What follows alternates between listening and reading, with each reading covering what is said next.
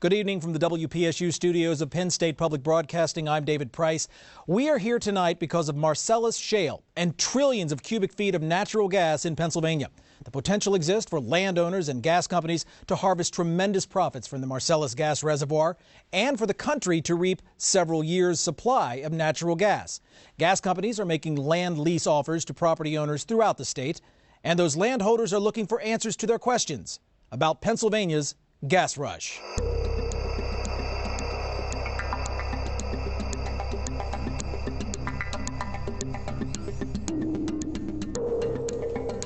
Good evening and welcome to Pennsylvania's Gas Rush. I'm Patty Satalia. Tonight's call-in program is designed to help Pennsylvania's landowners make informed decisions. This program is being simulcast on WPSU TV and on PCN, the Pennsylvania Cable Network, and on a 1-hour delay on WVIA TV. It's also being streamed on the internet at wpsu.org. Before we introduce our panel tonight, we want to set the scene. Gas companies have long known about the natural gas contained in Marcellus black shale, but lacked an economically viable way to get at it. That is, until recently.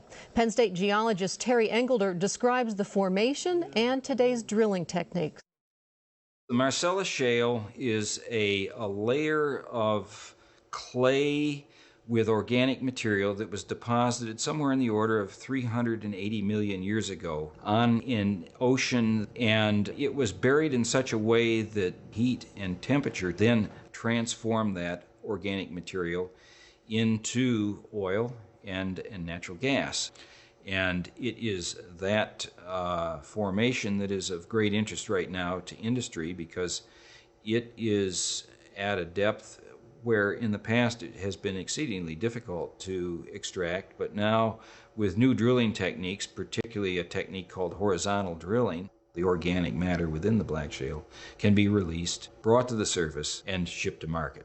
The Marcellus manifests itself today as a layer of black shale that has a thickness somewhere between 50 and 150 to 200 feet, buried on the order of 6,500 to 7,000 feet below the states of western New York, parts of Pennsylvania, eastern Ohio, and West Virginia.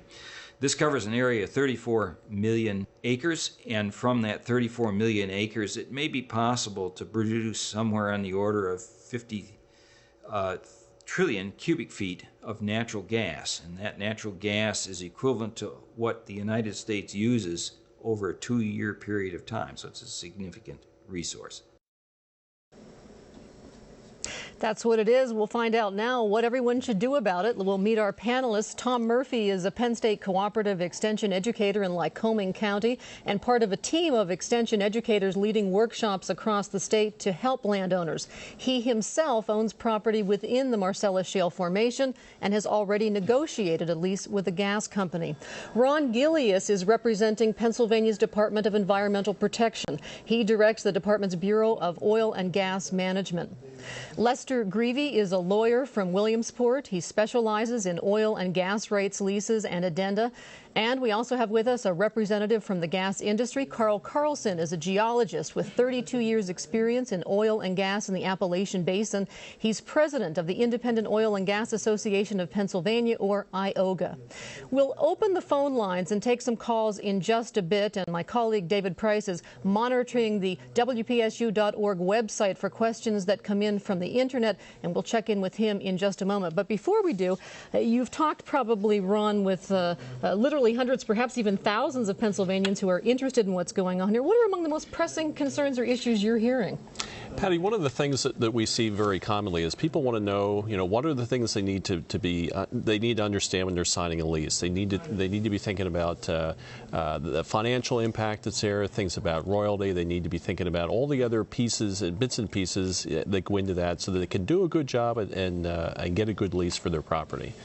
Go ahead. No, go ahead. Speaking of leases, I think part of the struggle here is people are wondering whether they should enter into an agreement, and those who are thinking they will, the question is how to.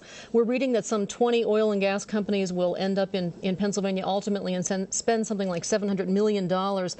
How critical is this competition, Lester Greavy, in terms of signing these leases? Well, certainly the more bidders you have at the auction, the better price you're going to get at the auction.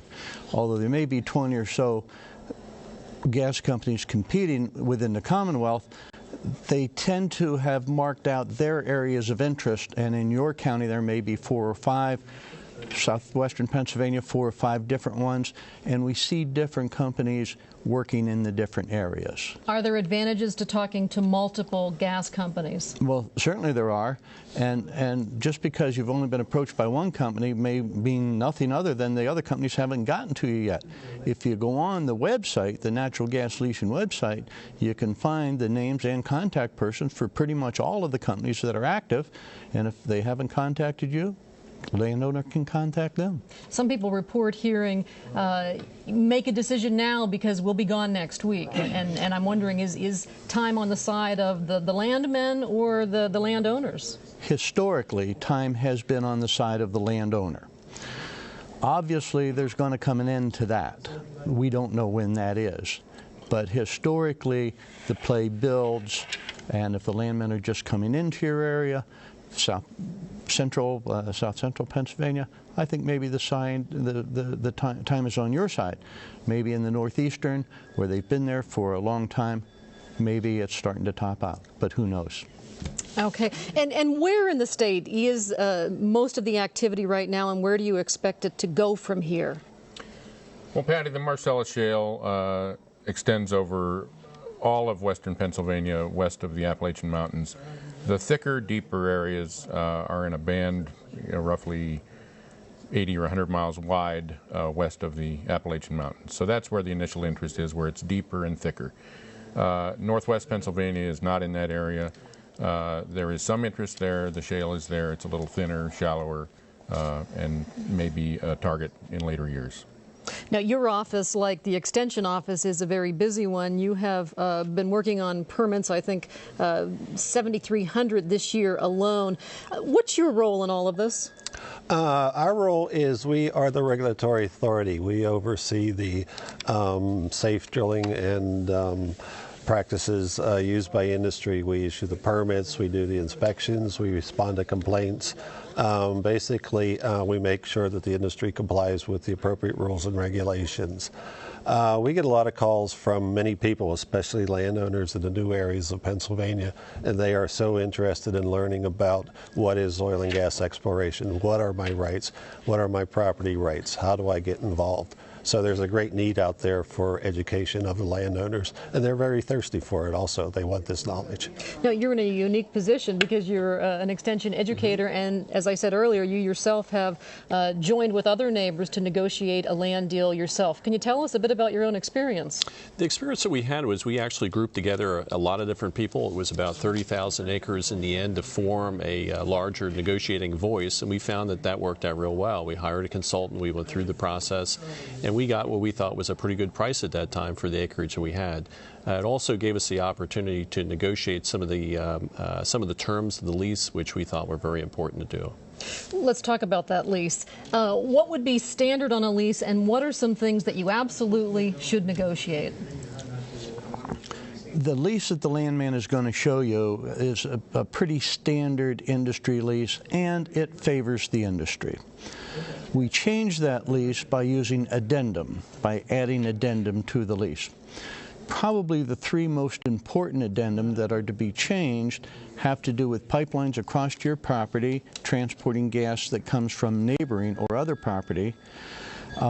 Has to do with storage, where you don't want storage on your property. That's another right of your bundle of rights that you're going to negotiate for separately. And then the option to extend. Typically, the lease that is presented to the landowner will be a 5-year lease with an option on the part of the gas company to extend for another 5 years. Well, if you look at what prices were 5 years ago and what prices are now, and you imagine what prices may be 5 years from now, you certainly would not want that option.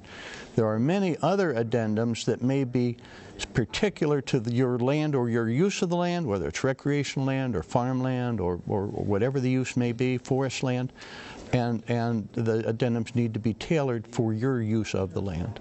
Now, you and Ron and others have recommended that landowners use an attorney who's well versed in oil and gas rights.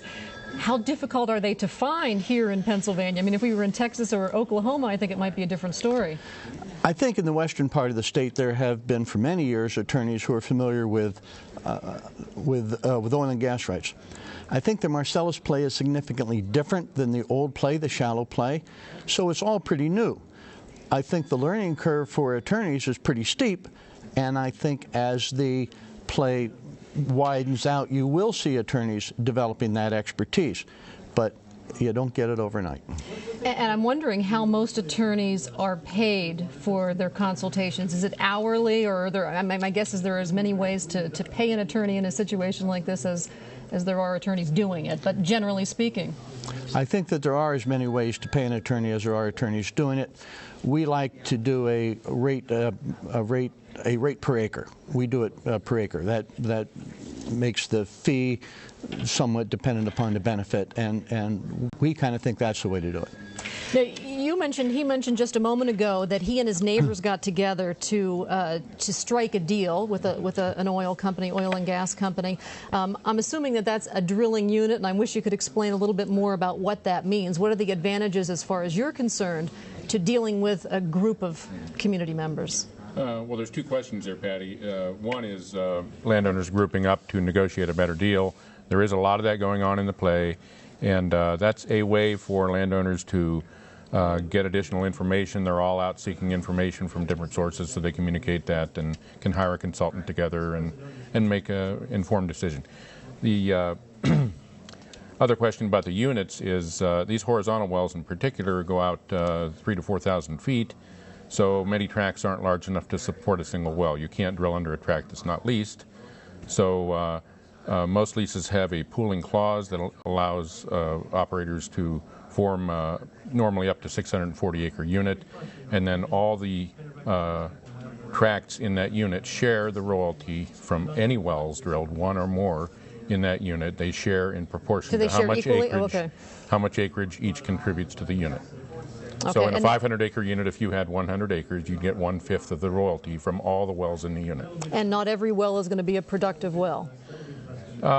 In the Marcellus, being a blanket formation, I would guess that most wells will be productive in areas that get drilled. All right, we'll take our first call. We've got Bill from Towanda on the line. Go ahead, please.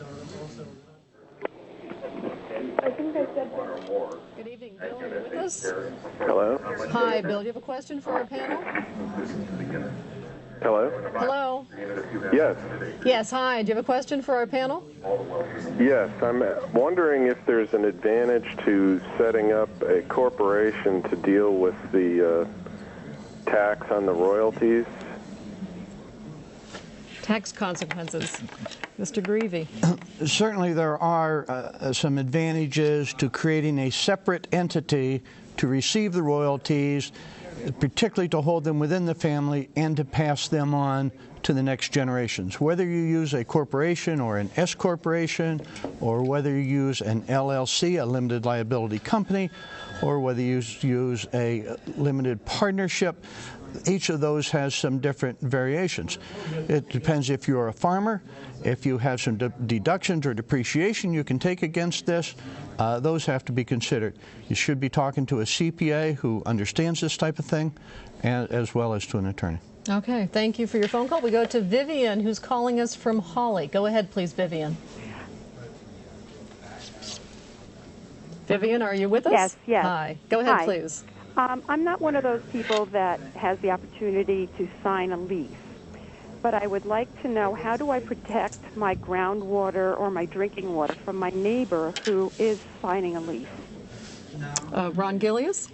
Yes, very good question. First of all, you must consider how a well is drilled.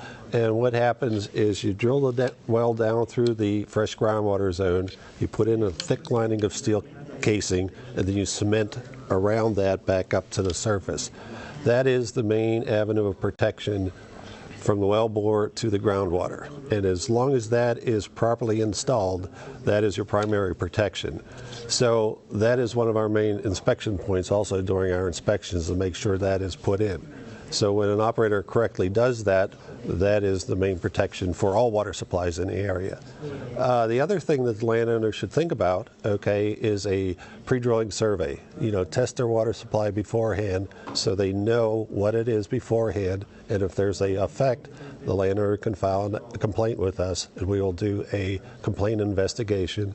And if we find out that the operator is responsible, we will issue orders to that operator to replace that supply. Okay, and so this test is sort of her insurance policy, but my question is, will the testing, that's something out of her pocket? If they're within 1,000 feet, the company may do the testing, but if they're beyond 1,000 feet from the proposed well site, in that case, it's mostly up to the landowner to do testing, yes. Okay, now we're talking deep drilling here. The groundwater is at one level. What you're after, the shale and the methane and the natural gas that comes from it, is at another. Could you explain that for us, please, Carl? Generally, groundwater is 400 feet or less, and the Marcellus shale in areas that will probably be produced is 5,000 to 8,000 feet. So there's, as Ron says, as long as that surface casing that's cemented through the freshwater aquifer is installed properly, anything else that goes on down deeper has no bearing on the freshwater. And what recourse would someone have if they discover that the water quality has degraded? They would file a complaint with our regional office, our DEP regional office, and we would make a complaint inspection and do the necessary follow-up. If there's a responsible party, we will take necessary enforcement actions to make sure the problem's cured. All right, representatives from corporate natural gas companies have been knocking on doors throughout Pennsylvania asking property owners to sign leases that will allow those companies to explore for natural gas on their property. Landowners have hundreds of questions, so we have opened up our phone lines, and there are a couple of ways to ask your questions. You can ask a question off-air to our panel of experts by calling 1-800-249-9779. You can also ask a question on-air directly to one of our panelists, and that number is 1-800-543-8242. Or you can submit a question through wpsu.org. Our website is being manned by my colleague David Price. He's been monitoring it all evening, and I'm going to go to him now. David, what kind of action are you seeing on the internet? Unbelievable action on the internet, Patty. Our chat line started opening up 30 minutes before we went on air, and I apologize to the folks I haven't gotten to, but I think we're up to about 25 or 30 deep right now. Let me sort of relate to you what I'm hearing. Specifics. Folks are looking for real specifics about the money.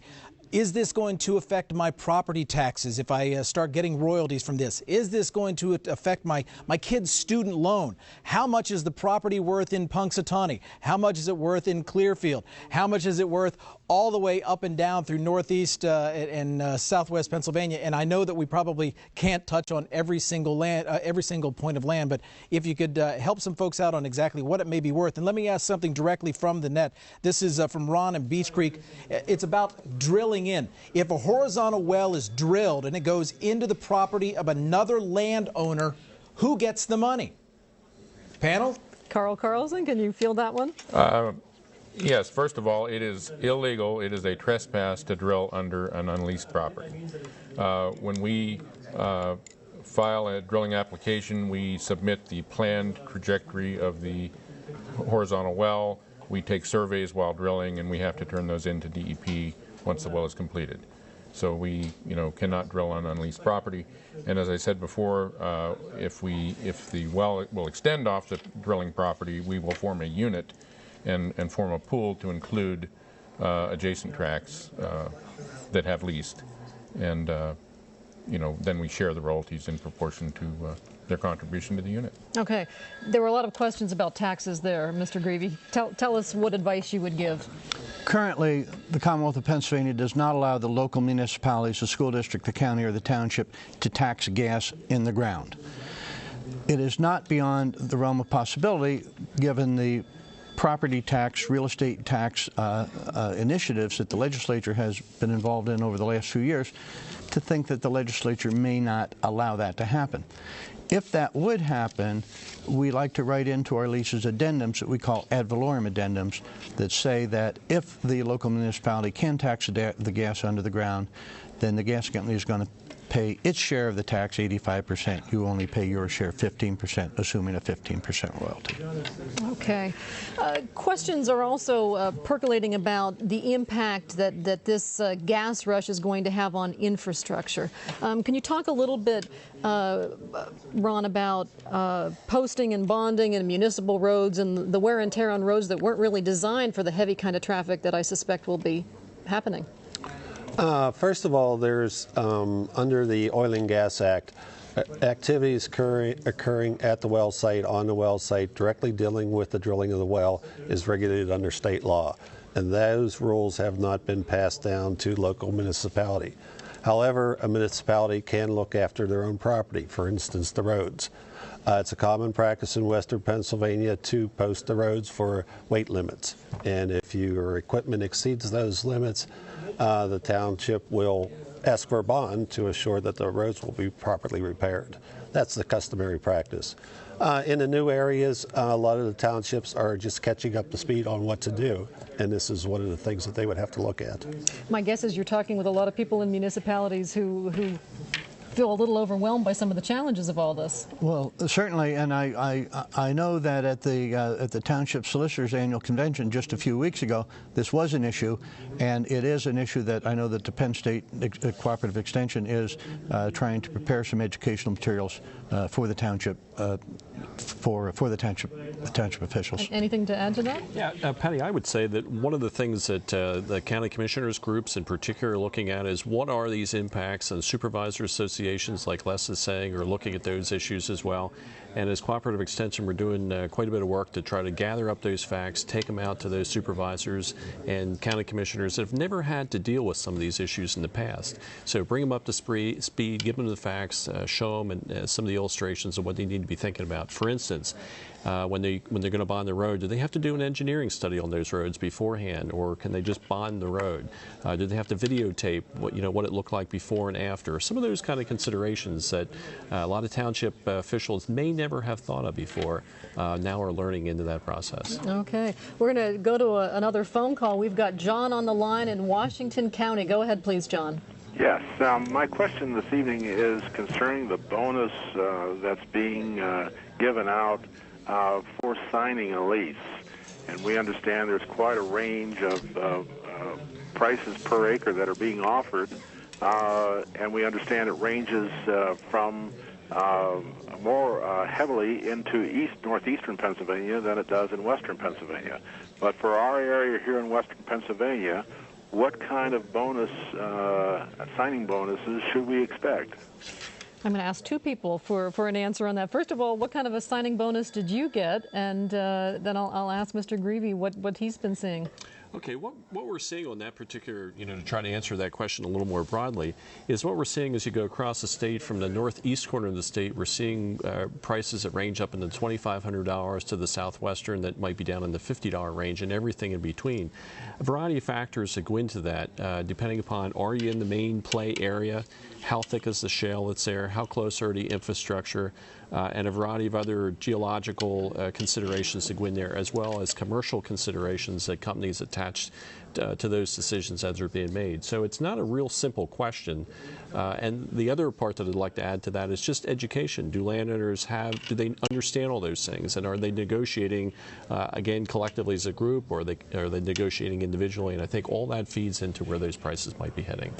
Prices in 2005 were nothing, and then we look at what happened in Texas with the Barnett Shale, and I've read that prices have gone as much as $15,000 an acre in signing bonuses. What are you seeing, Mr. Greavy? Well, we read about what's happening in the Barnett Shale as well, and that may be happening here in 10 or 20 years. I can't add much to what Tom has said. Certainly in the Northeast, where there has been a lot of activity and a lot of competition, you're seeing the $2,500 per acre bonuses. As you go south and west, where there has not been this recent press and competition among the companies, you're not seeing that yet. And I say that yet because maybe we will begin to see that. If you look at the history a year ago in the Northeast, Maybe those are the kind of numbers that you're seeing right now in the south central part of the state. Maybe in a year from now, they'll be up there. But who knows? I don't. Signing bonuses are one thing, but the real money apparently is in the royalties. 12.5% is the standard rate, but throughout Pennsylvania, people are getting much higher than 12.5%, and I'm guessing you're representing some of those people. Well, yeah, and we're seeing rates maybe in our area, in the north central area, northeastern area. Base seems to be 15% now, sometimes with groups, and very particularly done groups. We see a little bit above that, 16, 17, sometimes 18. Again, if you knew you were going to be drilled on, you would want to pay more attention to the royalty than to the cash bonus. But not everybody's going to be drilled on, and landowners have decisions to make. How is it determined whose land will actually be drilled on? Well, Patty, it is very early in the exploration of the Marcellus Shale. The Barnett Shale has had 10,000 wells drilled in it over the past 20 years, and they're still trying to define the productive limits. So we have a long way to go in Pennsylvania. There will be areas that produce better than others. There's geologic factors we aren't aware of yet that control production. And landowners, certainly it's a personal decision how long to wait to lease. In an area, if a well gets drilled that's poor, acreage prices could go down. Everything up to this point has been speculation. There's north of Interstate 80, there's no producing wells in the Marcellus that I'm aware of.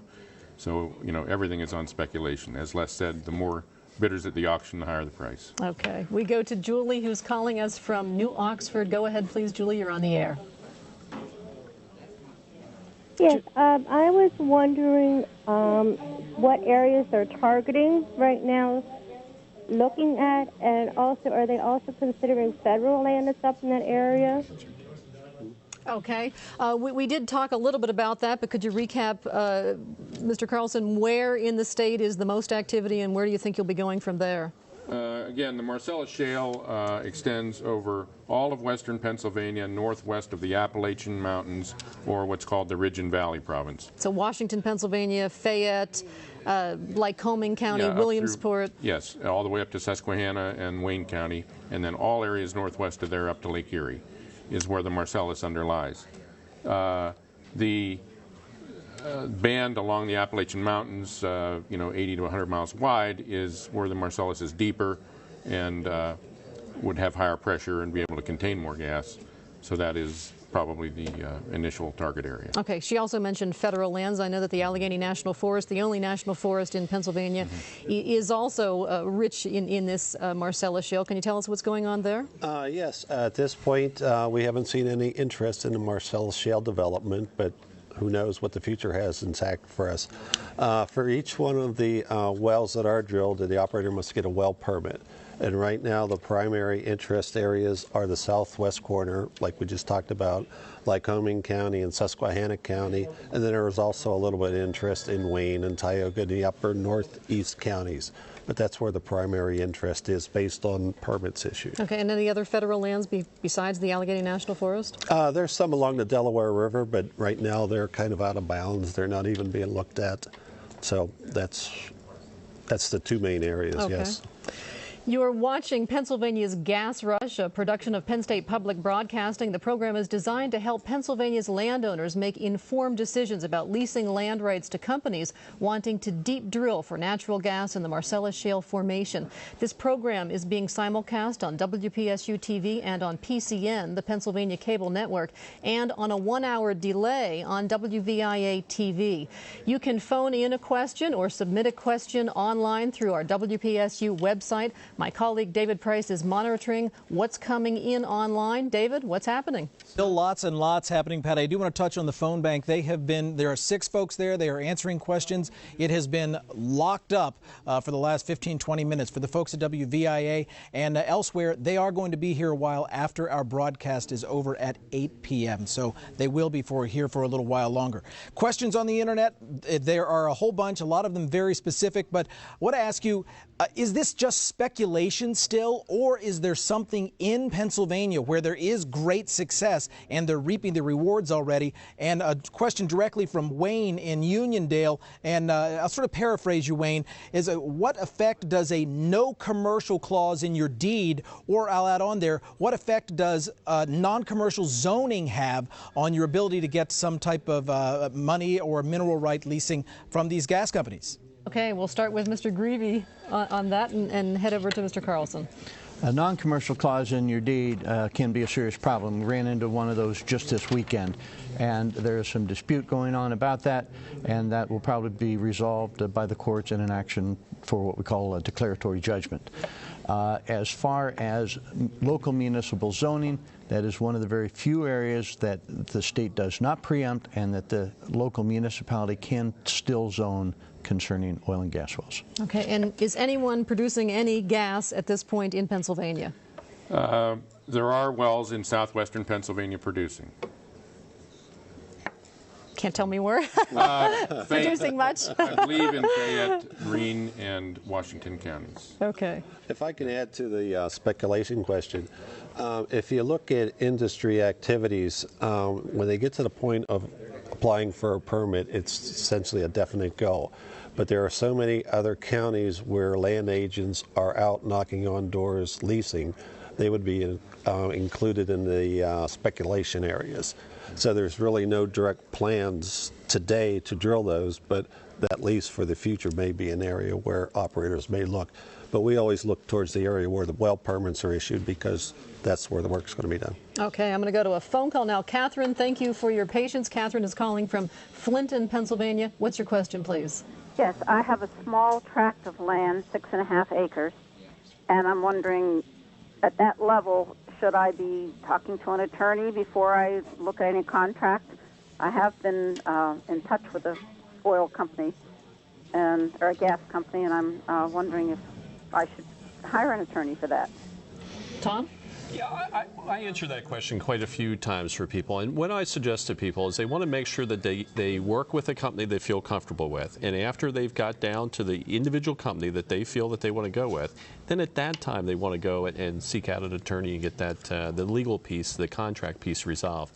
You don't want to take every contract of every company that shows up at your door and take each one of them to the attorney.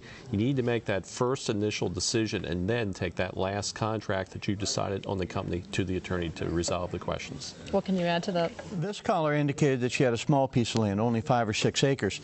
Typically, she would be able to negotiate a no surface activity lease for that, where they would not drill or put a pipeline on her. And the companies are typically willing to do that for the smaller pieces of land. That way she gets to share in the royalty if there would be drilling within her protection unit. They would not drill on her. That works for the benefit of both. You mentioned earlier gas storage. That's something you don't want to just sign into your lease unless there's good money in it, I'm guessing. Certainly. There are some areas in Pennsylvania where there is traditional gas storage. Up in Tioga County, there's been gas storage out in the western part, in the older shale wells. I'm not entirely sure that they can do storage in the Marcellus play. I don't think they can. That doesn't mean there isn't another formation somewhere in there that they could do some storage in, but that's one of your rights that you want to negotiate separately. Okay. We'll go to Jim, or Ralph, I'm sorry. Ralph is calling us from Johnston. Johnston? Okay. Go ahead, please. Johnstown, Pennsylvania. Oh, okay. There was no W in that, so threw me. The problem we're having here in Johnstown is that we're in a development and it's bordered. We're right on the woods and it's bordered by multiple acres that have already been leased to Phillips Petroleum, and a company from Michigan came in and set off some blasts to find the gas, and I could hear my neighbor's radon fan at night, and I'm just wondering if somebody plops one of these wells in, the noise pollution in this area, we're going to be able to enjoy our property with some constant machinery running. Tom, you talked about a noise clause in your lease. You know, this is a noisy business. Yeah. A couple of things that I would mention about that, Patty. Now, when the process is actually going on, this is something that's going to take place over the course of, the drilling would probably be over the course of several weeks. The total process would probably take several months from start to finish. So I like to equate it to building a house. There's a certain amount of noise and activity that goes into that process, and after that process is completed, the house is finished, and at that point it gets quiet again. And I think the same thing could be said for this particular industry and how this comes in. They do the drilling. At that point, you know, the wellhead is there and it's done. So, you know, I think that's an important thing for people to realize. Can you add to that, Carlson? I agree with Tom. It is a temporary process to drill and complete the well. The well will sit there and produce for many years, possibly 20 to 50 years, just flowing on its own, letting the natural pressure relieve itself, and without much noise.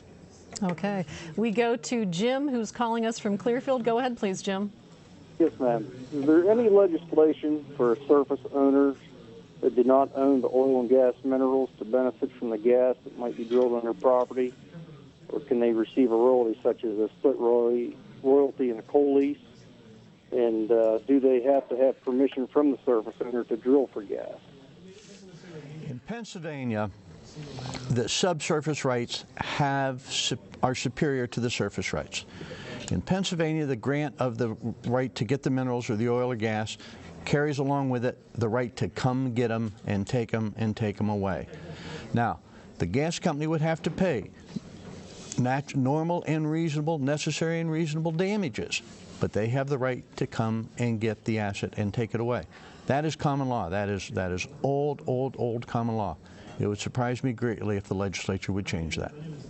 And any thoughts on that, Ron Gilius? Yes, currently there's Senate Bill 1990, and it doesn't deal with compensation, but it talks about the landowner and the operator coming together and reach an agreement on well locations and road locations so that there is a coordination between the surface landowner and the well operator where the well is going to be located. Okay. We've got a number of phone calls in our queue, but I know David has questions piling up on his end. David, how are things going? About as they were not but a few minutes ago. We got 20 people deep. I'll try to get to as many as we can. One general one, are there co-ops of landowners forming, and if so, to reap the benefits of these leases? If so, how do they find each other? And then Art, actually writing from Pasadena, California, joining the program tonight. For corporate-owned large parcels of property, what's your recommendation regarding preparing bid specifications and putting the gas rights out to bid? I would touch on the group process, the group dynamics, and how do people come together. What we found that there's, first of all, there's a lot of those groups that have formed out there all over the state in a lot of different counties. Typically, what happens is you have a couple larger landowners that get together and might, form 1,000 acres or more. Sometimes they'll hire a consultant, sometimes they won't, and very often it's just a matter of neighbor talking to neighbor and getting the word out and passing the word by word of mouth that there's interest in doing that within a community. It might be people within a church. It might be people within a community center. It might be people at the local grocery store or the local hardware store or whatever that just talk. And before you know it, you've got multiple thousands of acres together in a group. And the dynamics of that just build over time. So it seems like it works pretty smoothly on its own. Well, speaking of consensus, really, that's not always easy to build. What happens if 5 of the neighbors in a contiguous area agree and someone who's in a strategic area doesn't? The 5 that agree will lease, and the others will... You can work around that, a kind of a patchwork drilling area? During the leasing phase, that's all unknown. Those 5 that say no now might change their mind later once they see how a well looks after it's drilled. But at this time, that's not a concern. Later, yes, with horizontal drilling, you can steer well bores around and do a lot of things and still, avoid unleased properties and accomplish the job. Okay, I'm going to take another question in just a moment, but I wanted to ask Mr. Greavy.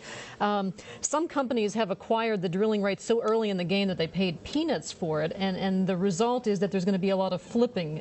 Companies selling their leases, and so landowners will have second-generation deals. Any concerns about that? Well, I think that's kind of the way the industry does business. And I'm not so sure that having signed a lease a number of years ago is all that bad a thing. In Lycoming County, I think almost every well that has been drilled is drilled on one of the old $2 leases that was bought by a company and is now drilling. So the fact that you've leased some time ago for a relatively small amount of money does not mean you're not going to get a well. Meaning royalties down the road. Royalties down the road. Okay. And royalties is where the money is. Okay. Sharon from northeastern Pennsylvania, you're on the air. Okay, my question was, if you only own partial mineral rights, approximately 50%, how does that affect the leasing monies that are paid out and the royalties, and then how does it affect your final say in what's done on your land? Mr. Greavy? Again, an interesting question. If you only own partial rights, maybe 50%, maybe somebody years ago retained, accepted, and reserved out 50%, the gas company will still lease with you, but they will only pay you 50% of the cash bonus. They will not drill on you until they get all of the interest. So you may want to go to the courthouse and see if you can find where that other interest is. You may want to have an attorney to do that. We just had a very interesting situation in the last week or so where we were able to find a missing heir, and we will be able to lease the whole interest of the company in an area that looks very promising, and everybody's pretty happy about that. The truth is, too, not everyone even knows how much acreage they own. You know, they think they own 902 acres, but it may really be 950 acres, and that may have some impact on what they'll get. Well, when you're getting paid $2,500 an acre, you might want to go out and be sure that all your acres are counted. Okay. Yep. We go now to Denise. I think that's Denise from Cameron County. Go ahead, please, Denise. Yes, I do believe part of my question has already been answered about the oil companies that you've never heard of that show up way early in the game in certain neighborhoods and areas to get everybody to sign on. On down the road, the ones that are actively drilling, how difficult is it to get out of that 5-year lease with the prior person in order for them to drill? A lease is a lease. A lease is a lease. It is a contract. Absent fraud, you're probably not going to get out of it. A lease is a contract. It goes by the terms of the contract. Unless you can show actual fraud, you're probably not going to get out of it. Okay. Let's talk a little bit about getting the gas to market. What's involved from your standpoint, Mr. Carlson? And I want to find out from Mr. Greavy what that might mean for landowners. Well, if the Marcellus develops the way everyone hopes, you know, similar to the Barnett Shale in Texas, it's going to require a lot of pipe in the ground. You know, Pennsylvania does have a lot of gas transmission lines crossing it, you know, from the southwest and from storage fields in western Pennsylvania to the East Coast markets. That's where the gas has got to get to. But much of the area, particularly in northeast PA, is, you know, 10 or 20 or 30 miles from those pipelines. So it's going to take, you know, tremendous amount of gathering line to get the gas into these transmission lines. And further, if the entire play is productive, or a good portion of it, even the existing transmission lines in PA will be insufficient. It's going to take, you know, large lines to the East Coast, you know, to new markets to get it all out. And of course, the fact that we're close to New York City is part of the attraction of this huge Marcellus shale in Pennsylvania. From a legal standpoint, I mean, what advice are you giving to landowners when it comes to putting a pipeline under their property? Many of the older leases contain that right to have a pipeline across the property. That's something that we write out in the new releases so that the company has to negotiate with you. And they've got to pay fair market value for that pipeline. And there's a number of formulas that you can use to figure that out. But if you figured out what the square footage of the pipeline was going to be, of the easement, what it was going to be, figured out what the fair market value of your property was per square foot, and if they paid you for every square foot, that would certainly be a fair price. Okay. You know, there is some concern because there are what are known as orphan wells throughout Pennsylvania. You know this well. Wells that were not plugged properly after they were retired, I guess is a way to put it. If this doesn't fly, and my guess is that this will fly, what if any concerns do you have about gas leaking or gas migration and the kinds of problems that could surface from that? Well, first of all, let's put orphan wells into perspective. Oil and gas started in Pennsylvania in 1859. Here we are 149 years later talking about a new find in Pennsylvania. That is incredible. Okay, the orphan wells are the legacy problems prior to regulatory requirements. In about 1984, the Department of Environmental Protection start regulating oil and gas activities. Prior to that, that's where we run into the problems with orphan and abandoned wells. With all the new wells and with all the responsible operators and the production projected, these wells are going to be an asset for a long time. We just have to make sure that the companies are responsible and plug those in a proper manner at the end of their useful life. Okay, and what might the useful life? I mean, it's hard. You don't have a crystal ball. Well, I said realize. earlier, even looking at other shale plays in the U.S., they're relatively new, so they don't see the long-term production. But projecting, 20 to 50 years is probably a good estimate for the life of a well, economic life. All right, we go to Elaine, who's calling us from Fayette County. Go ahead, please, Elaine. Hi, I need some help here on the rights, oil and gas rights. If a lease was in effect when I purchased my property, and as time went on, we chose not to renew that, could that be a good indicator that I do own the coal and mineral rights? The lease was turned over when we bought the property. We bought it from an estate, and we were sent, I guess, a letter of renewal, and we chose not to do it. Nothing was ever drilled. There was no well ever drilled. Okay. The fact that there had been a lease on your property is probably a good indicator that you do own the oil and gas rights. Basically, unless there is some contra-indicator, I think you can pretty much assume that you own the oil and gas rights. The company, after leasing, you will do a title search, a much more detailed title search than they did beforehand. If there is a problem with title, it will appear then. They'll notify you what that problem is, tell you exactly where the situation is. You'll get an opportunity then to try to deal with it.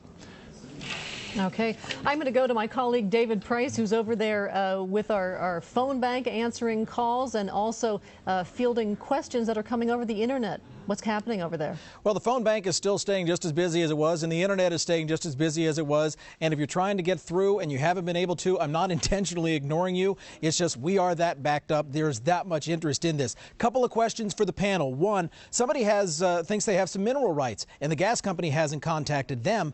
Who do they call? How do they get in touch with those gas companies? And Frank in Fell Township says, I've been offered a 7-year lease. Is this a bad thing? How long is a good lease? Patty, one of the things that I would say, we often get the question about how do you make contact with the companies? Nobody has knocked at my door, and they've knocked at all my neighbors. How do you deal with that? What we try to tell people is there's more than one company, for instance, that's working through an area. There could be 20 companies there. So we'll try to give people a list, a pretty good extensive list of companies.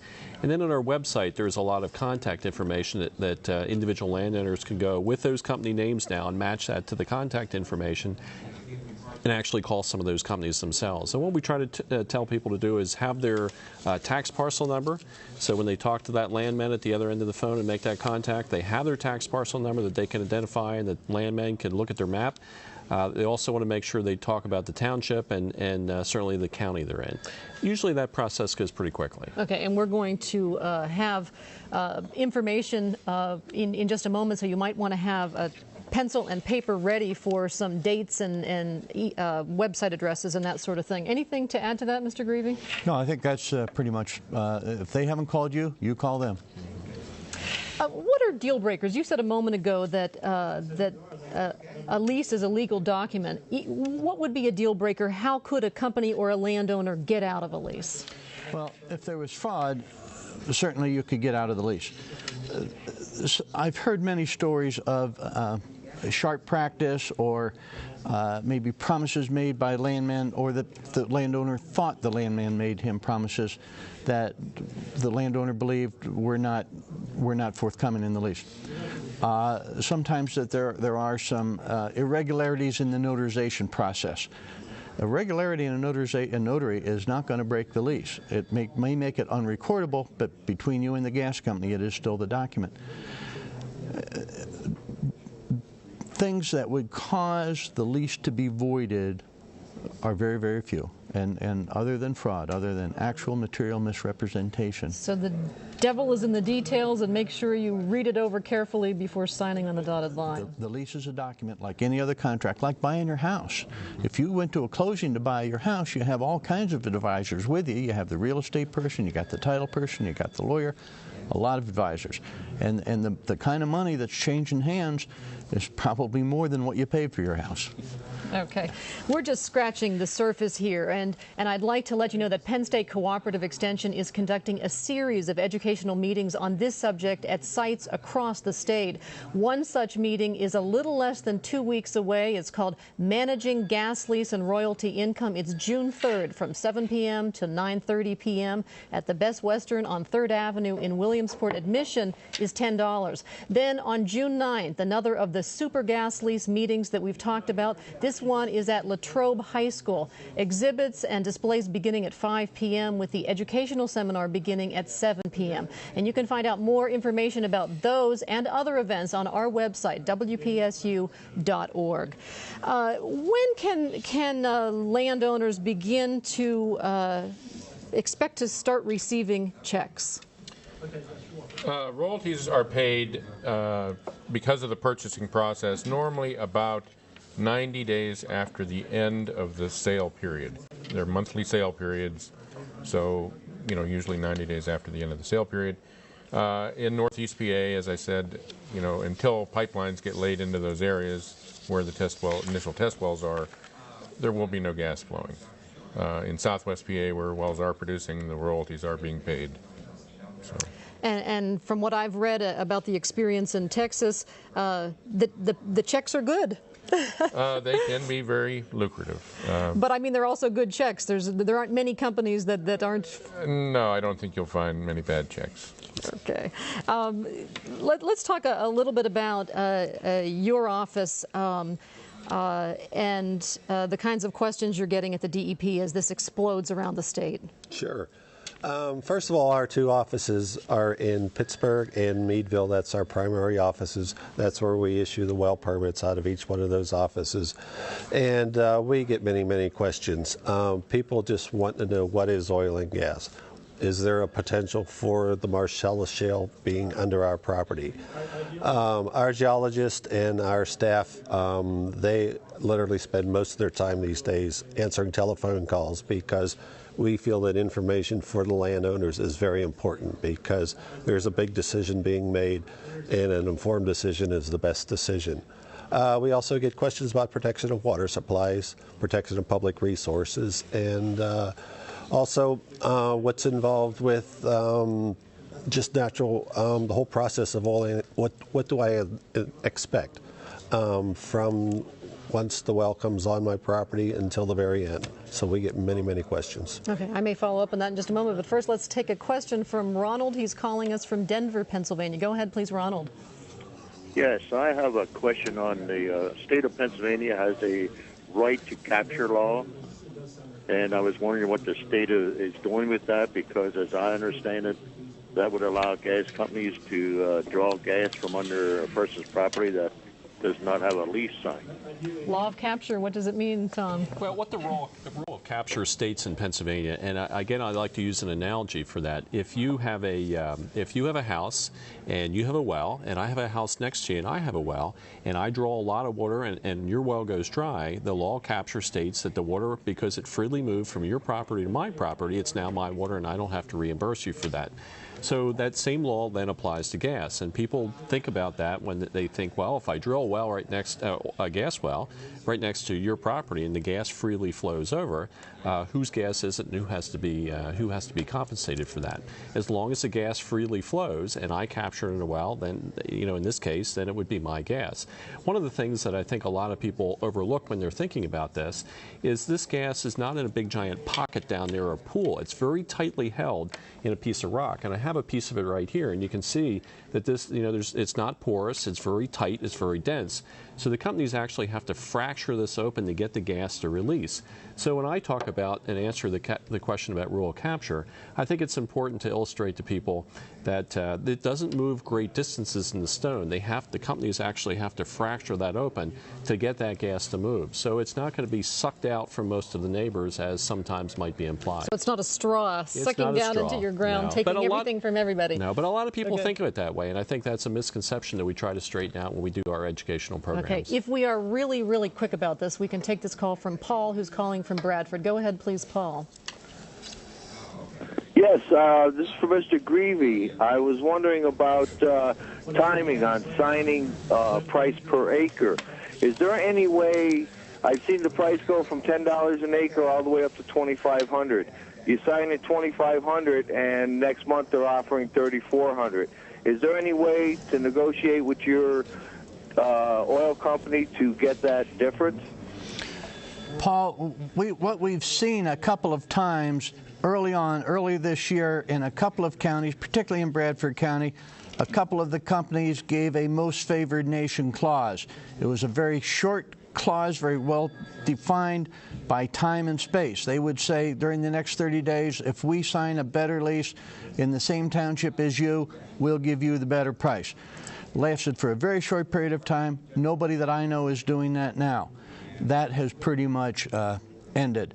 The gas companies, this is a tremendously accelerating market. Back in January and February where we saw those, things had kind of stalled out, but then all of a sudden jumped in acceleration again. I'd be very surprised if you could get that most favored nation clause in a lease nowadays. All right, 10 seconds. What will this all mean to Pennsylvania? What will it mean to Pennsylvania? First of all, from the environmental protection standpoint, it's going to be a big challenge. We have some new issues to face, and we're ready to face that challenge. All right. Thank you to our guest tonight from Penn State Cooperative Extension, Tom Murphy, and the oil and gas lease specialist, attorney Lester Greavy of Williamsport. Also, Ron Gillius from Pennsylvania's Department of Environmental Protection, and Carl Carlson from IOGA, the Independent Oil and Gas Association of Pennsylvania. I'm Patty Satalia. For all of us here at Penn State Public Broadcasting, thanks for watching. Have a good night.